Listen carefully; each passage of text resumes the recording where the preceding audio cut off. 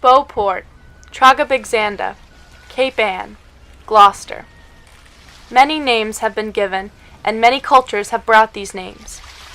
The polis of Gloucester is a melting pot of sorts, components of different cultures working together to form a modern society. The first explorer to land on Gloucester's shores was a Frenchman, Samuel de Champlain, and named Gloucester Le Beau Port, meaning beautiful port. We've held onto this French name for years and incorporated it into different parts of Gloucester. 7 years later, in 1614, an English explorer, John Smith, left his mark by naming Gloucester Tragabigzanda, after a Turkish princess. In 1623, another English explorer sailed across the Atlantic, giving Gloucester its most prominent and lasting name, Cape Ann. He named it after King Charles's mother, Queen Anne. The town is not separate peoples, but rather a melting pot of those who contributed to the cohesive society that Cape Ann is known for. Each name is remembered individually and contributes to the polis of Gloucester as a whole. Just as the name suggests, the cultures coexist. On their newly named island, 14 fishermen from the Dorchester Company set up a fishing outpost and shipbuilding industry that would attract immigrants from all over Europe. Another prosperous industry was granite quarrying, which drew in any immigrants willing to work, mainly from Ireland, Scandinavia, and Italy. However, most Italian families came to Gloucester to work in the fishing industry, which provided them with an opportunity to make money and support for their families. Although they came just to fish, they ended up staying and establishing a large cultural hub. I'm coming from Castel di Tusa. It's a small town in the provincia di Palermo, Sicily. From Sicily. We came to Gloucester because over here there was work, there we could make money, it was a better life.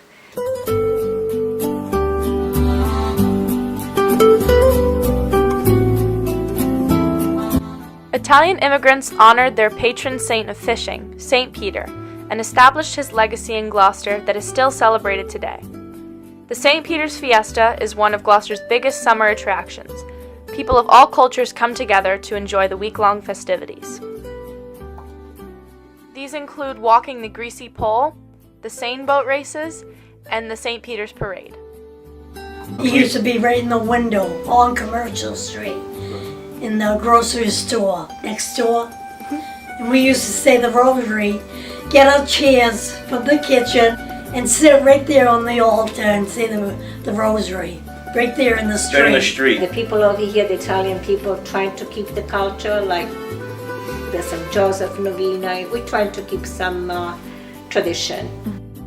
As writer Chester Brigham describes, the Sicilian fleet was close-knit, with crews made up of mostly relatives and neighbors. Gloucester, a lot of the Italians are from Sicily, and there are a lot of them from Terracini. I'm related to half of the city. In the early days, the Sicilians had been wary of people outside their own community, especially when a new immigrant group came, the Portuguese.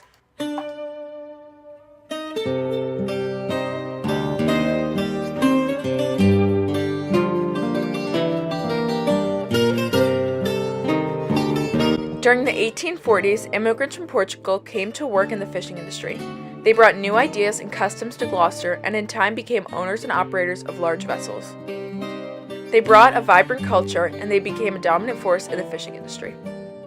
A series of volcanic eruptions in the Azores from 1957 to 1958 spurred a wave of Portuguese immigration to the United States. As a result, Congress in September of 1958 passed the Azorean Refugee Act, allowing 4,800 Azoreans to immigrate. Much like the Italians, the Portuguese also had a religious figure devoted to fishing, the Blessed Virgin Mary, also known as Our Lady of Good Voyage. Our Lady of Good Voyage Church was built in 1892, burned down, and rebuilt in 1914. Other cultural contributions of the Portuguese community include Portuguese Hill and the Portuguese Club. The Sicilian and Portuguese cultures worked well together. A lot of the aspects of the two cultures overlap, so they meshed well. I like the Portuguese culture because, the food, the tradition that they have, it's similar to ours. Despite differences in culture and origin, most immigrants do not feel hostility or competition between opposing cultural groups. haven't felt any tension since I came to Gloucester. When you were down the fort, though, there was Irish people that were living there, right? Oh, yes. The different ethnic yeah. groups. There was other people too. And yous got along with the Irish or not? Or we got whatever? along. I don't think there is a tension at all. Me, myself, I married Portuguese. So we get along fine. Everybody got along very good.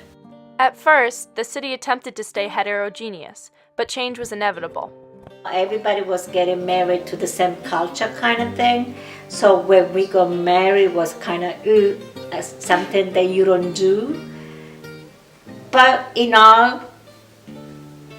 was okay. Yeah. After that, everybody got mixed together. I think you don't know if they're Italian or if they're Portuguese because the last name is mixed. Although Gloucester represents many ethnic groups, citizens come together to form one uniform community. This society is still welcoming new immigrants today.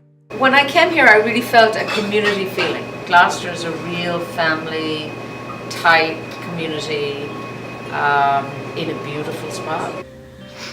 We had a lot of community there. I think we're doing pretty good with the diversity of the people.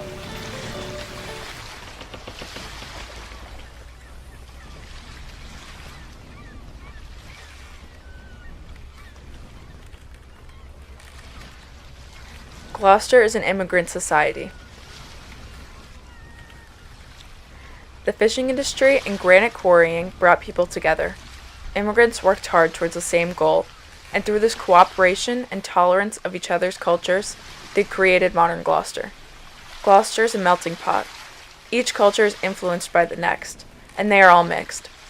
Italians attend service at Our Lady of Good Voyage, and the Portuguese celebrate at the St. Peter's Fiesta. Although the immigrants were coming from different countries and had their own contributions to Gloucester, their cultures mixed well and created a modern society that draws inspiration from all over the world. The polis of Gloucester is a homogeneous one.